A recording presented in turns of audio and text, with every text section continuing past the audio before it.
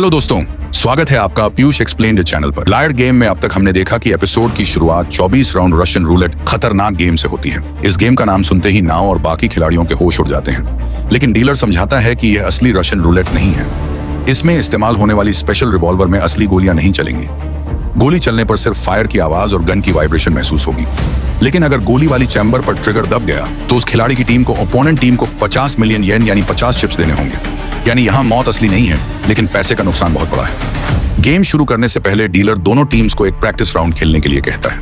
तभी नाव पीछे हटने की कोशिश करती है, लेकिन फुकुनागा तुरंत उसकी चाल समझ जाता है और कहता है कि अगर सिर्फ रूल्स समझाने के लिए प्रैक्टिस करनी है। मजबूरी में नाव आगे आती है। असली गेम में दोनों टीम्स के दो प्लेयर्स अपने पसंद के चैम्बर्स में 3-3 बुलेट्स डालेंगे। यानी 24 चैम्बर्स वाली रिवॉल्वर में कुल 6 डेंजरस चैम्बर्स होंगे। प्लेयर्स को एक शीट पर यह भी लिखना होगा कि उन्होंने बुलेट्स कहां रखी हैं।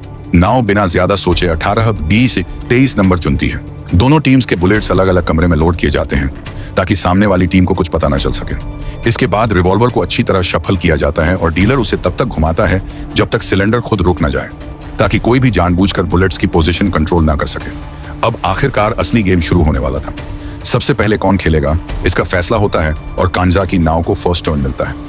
नियम के मुताबिक अगर नाव ट्रिगर दबाती है और चैम्बर खाली निकलता है तो टर्न सीधे ओपोनेंट के पास चला जाएगा। लेकिन अगर बुलेट वाली चैम्बर निकल गई तो उसे अपनी टीम की तरफ से 50 मिलियन येन ओपोनेंट को देने होंगे। नावगन हाथ में लेकर घबरा जाती है और पूछती है, क्या मुझे सच में गोली चलानी होगी? डीलर उसे एक और ऑप्शन देता है। वह चाहे तो पास कर सकती है, लेकिन पास करना भी फ्री नहीं है। पास करने के लिए उसे सिर्फ एक चिप यानी 1 मिलियन येन टेबल पर देना होगा और टर्न ओपोनेंट को मिल जाएगा। नाव सोचती है कि अगर सिर्फ 1 मिलियन देकर खुद को रिस्क से बचाया जा सकता है तो पास करना ही बेहतर है। तभी फुकुनागा उसे हिम्मत दिखाने के लिए कहता है कि आखिर यह सिर्फ प्रैक्टिस है, डरने की जरूरत नहीं। लेकिन नाव के सामने असली सवाल यही है, क्या 1 मिलियन देकर सेफ खेलना बेहतर है या ट्रिगर दबाकर 50 मिलियन के नुकसान का रिस्क लेना? और यहीं से इस रशियन रूलेट की असली माइंड गेम शुरू होती है। आपको बता दें कि नाव की टीम ईस्ट टीम है और निशिदा की टीम वेस्ट टीम है। दोनों ही टीमों को अपनी लीड बढ़ानी है ताकि वे इस गेम में विनर बन सकें। इसके बाद डीलर बाकी रूल्स समझाता है। अगर ओपोनेंट शूट करके बुलेट हिट कर देता है तो उसे 50 पेनल्टी चिप्स के साथ फील्ड पर रखे गए पास चिप्स भी मिलेंगे।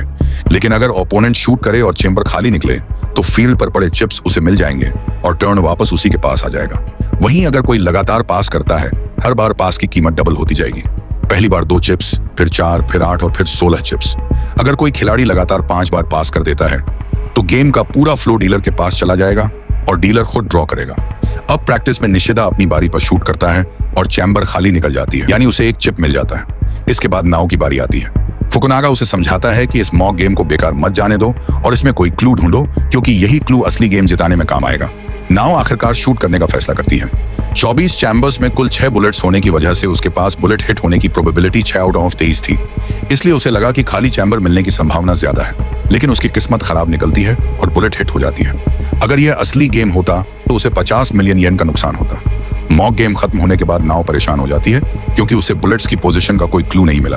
अकियामा मॉक गेम खत्म होने के बाद गन शफल करता है और उसे चेक करता है। फिर अकियामा नाव को बताता है कि यह गेम सिर्फ लक पर डिपेंड नहीं करता। पहली शॉट जरूर लक हो सकती है, लेकिन उसके बाद की शॉट्स को कैलकुलेट किया जा सकता है। अकियामा एक स्ट्रेटेजी समझाता है। अगर बुलेट्स को लगातार 3 चैम्बर्स जैसे 11, 12 और 13 में रखा जाए तो पहली शॉट के रिजल्ट से बाकी शॉट्स की पोजीशन का अंदाजा लगाया जा सकता है। पहला शॉट खाली निकलता है और अगली शॉट भी खाली है तो पिछली बुलेट अपोनेंट की हो सकती है, जबकि बुलेट मिलने पर पता चल सकता है कि पिछली पोजीशन अपनी टीम की थी। इस स्ट्रेटेजी की मदद से दूसरे और तीसरे शॉट में अपने ही बुलेट से हिट होने का रिस्क काफी कम किया जा सकता है। लेकिन अकियामा यही नहीं रुकता। वह बताता है कि इस गेम को जीतने का एक और तरीका है।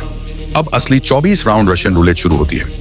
लॉडिंग कंप्लीट होने के बाद रिवॉल्वर को शफल किया जाता है और पहली टर्न फुकुनागा को मिलती है। फुकुनागा बिना हेजिटेशन के पास कर देता है। उसके बाद निशिदा भी पास करता है। फिर फुकुनागा दोबारा पास करता है। सामने वाली टीम को शक होने लगता है कि शायद फुकुनागा ने कुछ समझ लिया है, क्योंकि अगर वह अगली बार भी पास करता तो गेम ड्रॉ की तरफ जा सकता था। लेकिन तभी फुकुनागा अचानक अपना फैसला बदल देता है और कहता है, नहीं, मैं शूट करूंगा। वह ट्रिगर दबाता है और चैम्बर खाली निकलती है। ईस्टर्न टीम को चिप मिल जाता है। सबको लगता है कि यह सिर्फ लकी शॉट था, लेकिन फुकुनागा कॉन्फिडेंस के साथ कहता है कि मैं जानता हूं बुलेट्स कहां हैं। सामने वाले हैरान रह जाते हैं, क्योंकि बाहर से रिवॉल्वर देखकर बुलेट की पोजीशन पता लगाना असंभव माना जाता था। फुकुनागा बताता है कि उसने मॉक गेम के दौरान गन को बहुत ध्यान से ऑब्जर्व किया था और इसी वजह से उसे एक तरीका समझ आया। फिर वह दोबारा पास करता है। ओपोनेंट भी पास करता है, लेकिन फुकुनागा फिर अचानक कहता है, नहीं, मैं शूट करूंगा। वह दूसरी बार ट्रिगर दबाता है और इस बार भी चैम्बर खाली निकलती है। ईस्टर्न टीम को एक और चिप मिल जाता है। अब सबके चेहरे पर हैरानी साफ दिखाई देती है। फुकुनागा फिर कॉन्फिडेंटली कहता है, मुझे बुलेट्स की जगह पता है। अब सामने वाली टीम को पहली बार एहसास होता है कि फुकुनागा शायद सिर्फ लक के भरोसे नहीं खेल रहा। उसने रशियन रूलेट की असली कमजोरी पकड़ ली है। अब फुकुनागा की बारी आती है और वह फिर से पास कर देता है।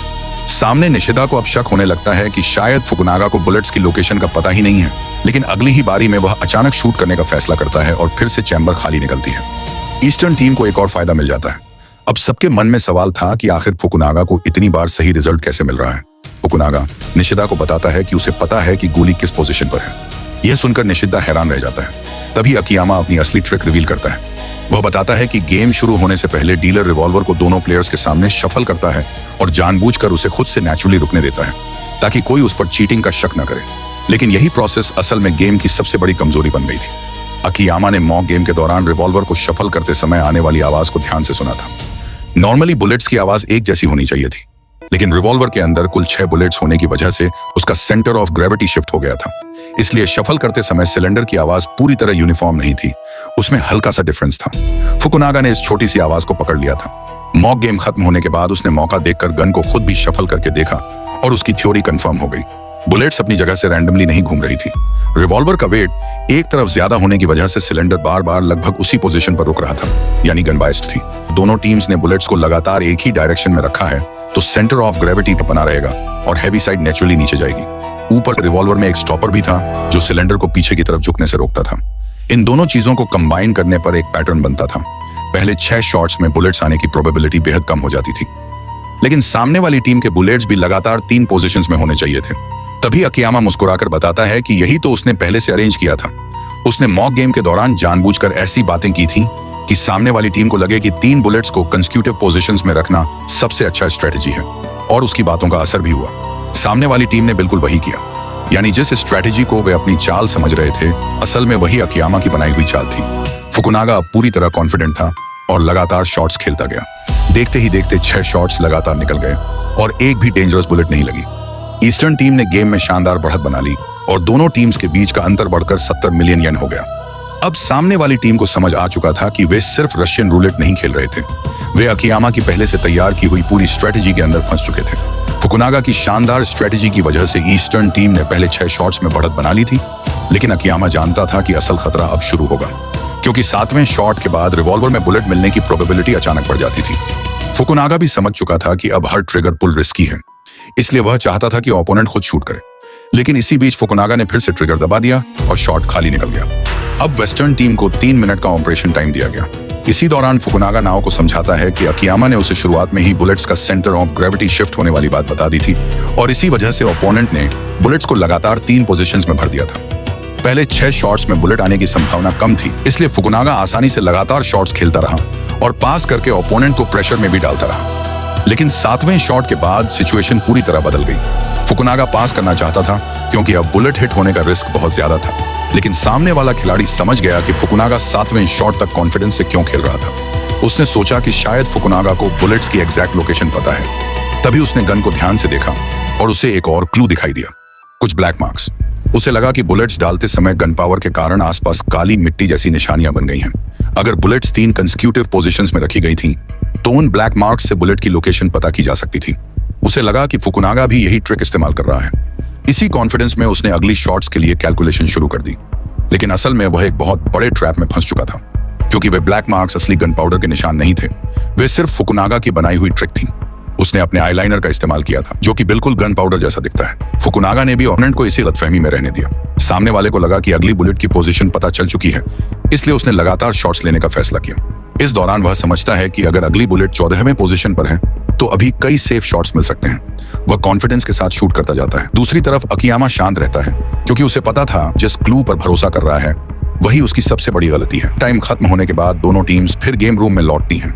गेम आगे बढ़ता है और अब 10वां शॉट आता है और फुकुनागा सोचता है कि उन्होंने पहला राउंड लगभग जीत ही लिया है।